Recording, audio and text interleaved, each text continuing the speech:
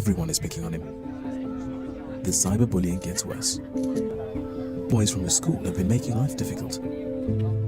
Around the world, 1 in every 3 students are bullied, and many more see others being bullied.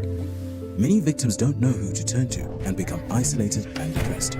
They start missing classes or drop out of school altogether. Physical bullying is most common, but children can also be exposed to psychological or sexual bullying in school. In an online space, it is known as cyberbullying. Countries cannot achieve inclusive and equitable quality education for all if learners are being bullied at school. There is a way to change this.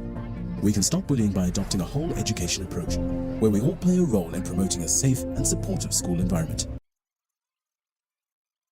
Bullying itu adalah tindakan kekerasan yang dilakukan oleh sekelompok atau individu yang lebih kuat terhadap individu atau sekelompok yang lebih lemah, yang mana tindakan kekerasan itu dilakukan secara terus-menerus, yang mana akan berdampak kepada si korban tersebut.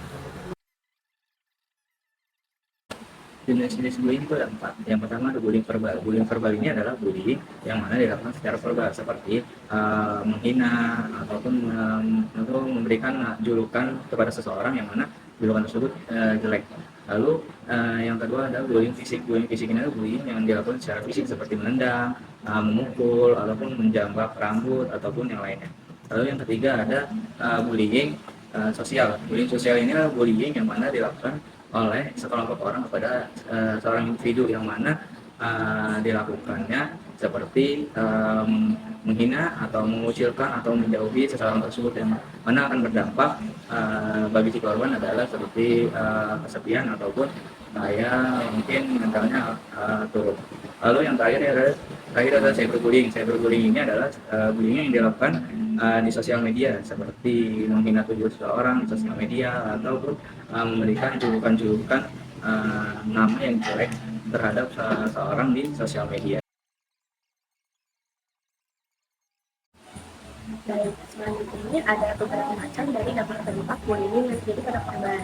Yang pertama itu mungkin dari dampak psikologisnya, korban ini bisa depresi, stres, dan dari dia tidak ada rasa kepercayaan diri. Terus juga adanya ketakutan, rasa ketakutan yang dimana korban ini dia jadi kurang sulit bersosial, terus habis itu sulit terbuka dengan orang-orang sekitar, gitu, yang mana hal tersebut bisa menghambat dari akademisnya. Nah, menghambat akademisnya dia ini bisa menjadi dia putus sekolah atau dia menurunnya akademis dia di sekolah. Menghadapi situasi bullying memang tidak mudah, apalagi jika terjadi pada orang di sekitar kita. Namun, sebagai orang yang peduli, kita memiliki peran penting untuk membantu menghentikan penindasan dan melindungi korbannya. Nah, berikut ada beberapa strategi yang dapat dilakukan. Yang pertama, kita bisa mendengarkan dan mendukung korban. Biarkan korban menceritakan pengalamannya tanpa menghakimi. Ciptakan ruang yang aman dan nyaman bagi mereka untuk terbuka. Kemudian validasi perasaan mereka, akui bahwa apa yang mereka alami itu salah dan menyakitkan. Hindari meremehkan atau mengatakan hal seperti kamu terlalu sensitif atau itu hanya bercanda. Kemudian berikan dukungan emosional, tawarkan bantuan dan dukungan. Biarkan mereka tahu bahwa mereka tidak sendirian dan ada orang yang peduli dengan mereka. Kemudian, jika memungkinkan, cobalah untuk situasi menengahi penindasan dan hentikan tindakan tersebut. Laporkan kejadian bullying kepada pihak yang berwenang seperti guru, orang tua, kepala sekolah, atau pihak berwajib lainnya. Jika memungkinkan, kumpulkan bukti bullying seperti foto, video, atau rekaman suara. Nah, bukti ini dapat membantu dalam proses investigasi dan penyelidikan. Kemudian, kita bisa meningkatkan kesadaran masyarakat dengan mensosialisasikan anti-bullying. Edukasi orang-orang di sekitar tentang bullying, bahayanya, bagaimana cara mencegahnya. Promosikan budaya saling menghormati. Ciptakan lingkungan yang aman dan inklusif, di mana semua orang merasa dihargai dan dihormati. Berikan dukungan kepada pelaku. Bantu pelaku bullying untuk memahami dampak negatif dari perbuatan mereka dan dorong mereka untuk berubah. Kemudian kita bisa menjaga diri sendiri.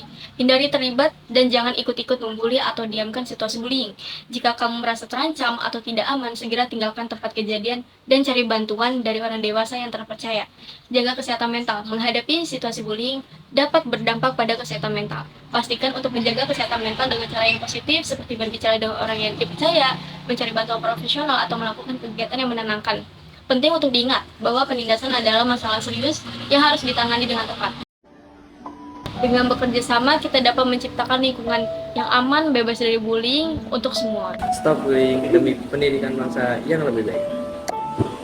Bersama kita bisa, bersama kita mampu mengakhiri bullying.